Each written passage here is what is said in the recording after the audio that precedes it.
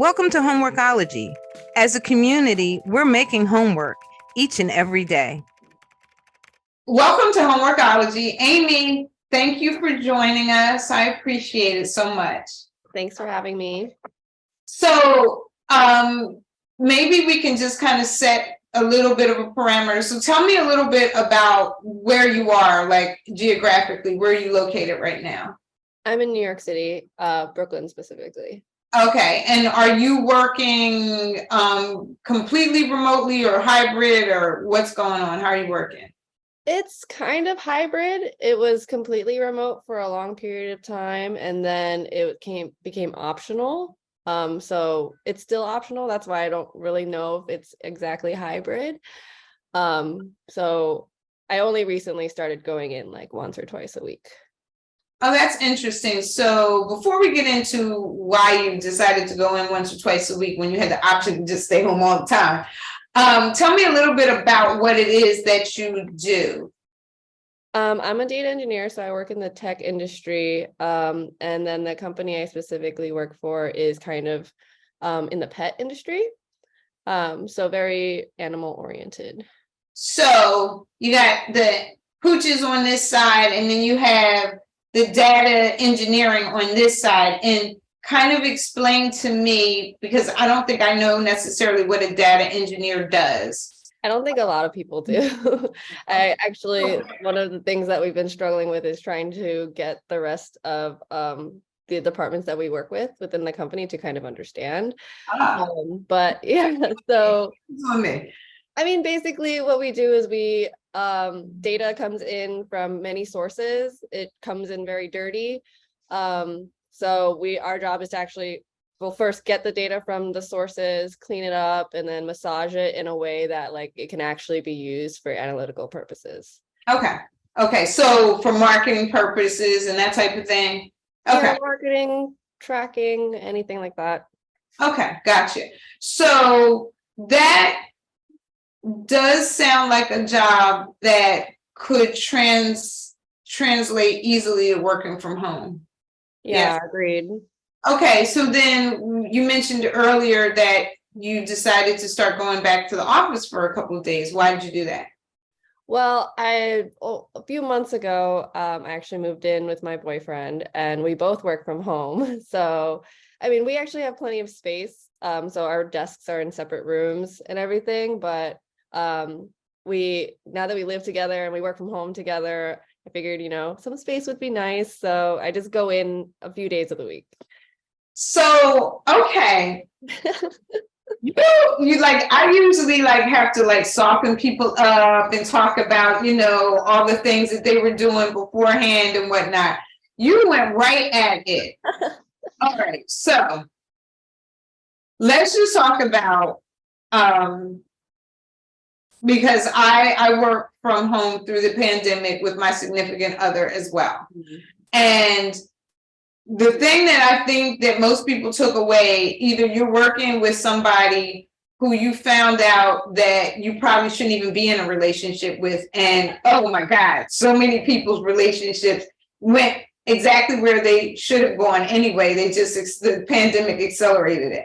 Yeah. But for those of us who actually like our partners, we still found that those boundaries and that balance needed to be inserted. Yeah, for sure. Yeah. Another detail on that is that actually, since the pandemic, I started seeing therapy, and it was all virtual for a long period of time. And then it was even virtual when my boyfriend and I moved in together. And that was difficult because, therapy is private. And so I had it in the middle of the workday too. And it being virtual made it very easy at the time. But once he moved in, I was like, you need to be out of the apartment for an hour every week on Mondays. Yes. And that was very difficult. And so we managed that for a long time. He sent him out to do some errands or something for an hour every week. And then once my therapist's office opened up and I could start going in physically again, that's also a reason why I go into the office. So, because actually my appointment is, my therapist's office is really close to my work. Right. That makes a lot of sense. So in terms of, I just want to shift just a little bit. So in terms of where you were in terms of your headspace before we all started to work remotely, did you feel any the isolation that occurred for many people when we couldn't see each other and go to work and whatever? Did that impact you one way or the other? You know, it's actually really funny. I think I had a very different COVID experience than most people. I actually really loved the quarantine time. Really? Yeah. I actually had a great time. I feel like I connected with my coworkers a lot more. Like we scheduled time to hang out on Zoom. And then I was outside more because it was the only thing we could do. Right. And I would just chat with people that way. So it actually had a decent amount of, I had a great time during quarantine. So you know what, Ammie, I am so glad that we're having this conversation because there's no like cookie cutter response to all that has happened. And for sure, there have been shifts culturally and professionally, and everybody is kind of changing. And so it's refreshing, honestly, to hear somebody say, yeah, like in some ways, the thing that, you know, could have been a terrible thing, we decided to make lemonade instead of just sucking down those lemons. So thank you for sharing that. In terms of your professional approaches, how did that work out? So, you know, a lot of times in a professional space, women feel less visible. So then all of a sudden you're in a place where you're physically remote. So not only is it visibility, but you physically aren't there for leadership, for mentoring, for all of those things. How did you kind of accommodate and make sure that you stay relevant in your career? I think it was relatively easy for me in the beginning. I was the first and only data engineer for my company at the time. It's a startup. And so I was the only person that they could talk to about those things. So I was very relevant. Yes. And hard to miss in a meeting when it was centered around my expertise. The beauty of small companies. Right? There is no getting lost in the cloud. Yeah, Exactly. Actually now my team has grown larger and we are actually, I would say, a majority female. So it's wow, great. good for you. Yeah. I love it being in tech and being surrounded by women. But yeah, so it hasn't really been too difficult for me. And I think in general, whenever I'm in meetings, it's usually kind of centered around something that I'm the expert on. So it's very like, it's not too often that I feel lost in the background. Sometimes I'm in meetings that aren't centered on my expertise and I prefer to be in the background. Right. So that's the only time that I feel that way. And so then have you been able to incorporate younger colleagues and or not younger necessarily chronologically, but just people newer to the organization as well? Yeah, I think it goes back to just being at a startup organization. So like as soon as people join, they kind of are assigned something and then they become the expert on that. Like even me, I've been here for so long. If I'm not assigned to it, I'm not the expert on it. Right. I love that. And that's an interesting culture that a lot of people probably wish that they could experience, quite frankly. So the last thing I think I really wanted to touch on with you was your physical space, because Homeworks and Homeworkology specifically, we're having these conversations to really be able to identify those places where people are implementing habits and really kind of digging down into practices and disciplines that help us to work from home in a way that is balanced and joyful. So what have you been doing to make sure that working from home doesn't feel too heavy?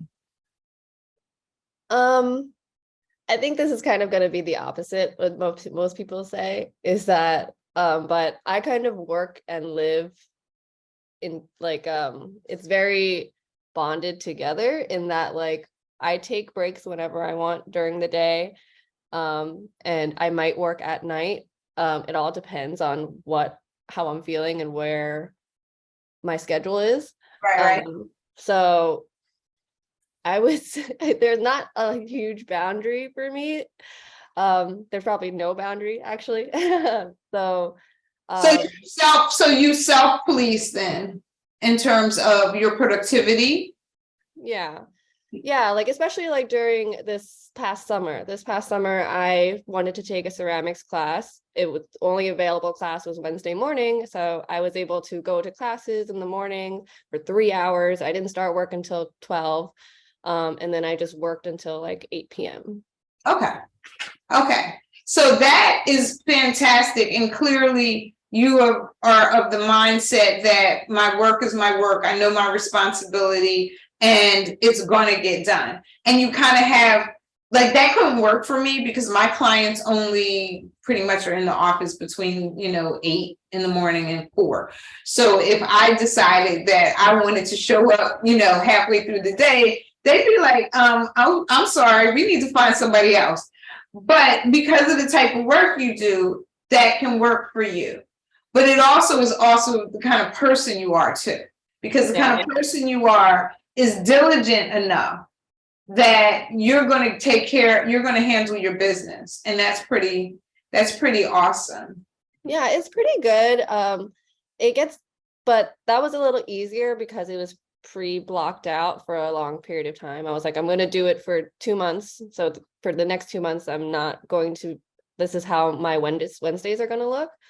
But another interesting thing I did was that during the quarantine period, I actually went to Korea for 3 months because of the work from home policy. I was able to go and just do work from over there.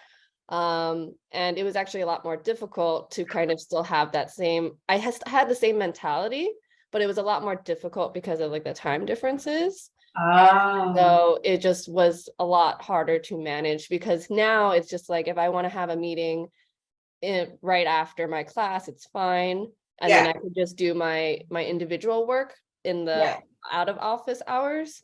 But when it does come for time for collaboration with others, it's always has to happen during office hours.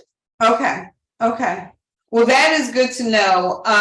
In terms of your workspace, your physical workspace, are you using all the correct ergonomic tools and all the I think so. Okay. It's very custom. Everything of mine is customized. I even have a customized keyboard. But I do kind of have, my desk serves more than one purpose. It's also my makeup desk. So it is kind of messy on the sides, but when it's time for work, I kind of just push everything out of the way. Okay. So in terms of your chair, ergonomic? Yes. Okay. Because that's the thing that really gets people, that kind of consistent and repetitive kind of seated position. And then also, even if you don't have a sit to stand desk, because not everybody does or can, but just to get up every 55 minutes or so and stretch, walk around a little bit. Those are the kinds of habits that if you start to include them in your day, you will stay energized and productive. And I'm glad you found the ceramics class too. Thank you. Actually, yeah, I do get up a lot during the workday, especially when I guess I do the same amount when I'm in the office, but at home I get up a lot because I cook my meals on demand. So I don't meal prep. So I like cook in the middle of my workday, like sometimes during my meetings. So I'm constantly getting up, coming back to my seat. I also have a dog, so I take him out in the middle of the day. So that's good. I use the bathroom. Ask you a question, and I've been just kind of randomly asking this. So we're all in these Zoom meetings or GoToMeeting or whatever it is that happens to be your flavor. But what is the most annoying thing about that you've seen or experienced on Zoom calls? I would say mostly just like people talking over each other. It's it's really hard to kind of read when someone's about to speak. That's probably the most difficult thing. Okay. And then also like whiteboarding, when you're working collaboratively. We have this thing called Miro, which is kind of like a digital whiteboard. It's nice. It's nice, but it's not the same as like, sometimes I just need to draw shapes. It doesn't even make sense, but it helps me process in order to draw something. Right. Yeah, that's like my notepads with all the scribbles on it. It just kind of helps me like remove some of the gray matter away. Yes. Yeah, especially from just like my head. Like sometimes there's just scribbles in my head that I need to remove. Yes, I completely get it. Oh my God. I didn't know anybody else had scribbles in up there. Yes. And then I get them on the paper and then I can, speak coherently. On that note, I just want to thank you for your time. This has been fun. If I get to Brooklyn, which hopefully I'll do sooner then perhaps we'll grab a coffee or a tea and we get to do this in person. But for now, thank you so much. Appreciate you. Awesome. Thanks, Sean. Have a good day. Bye-bye.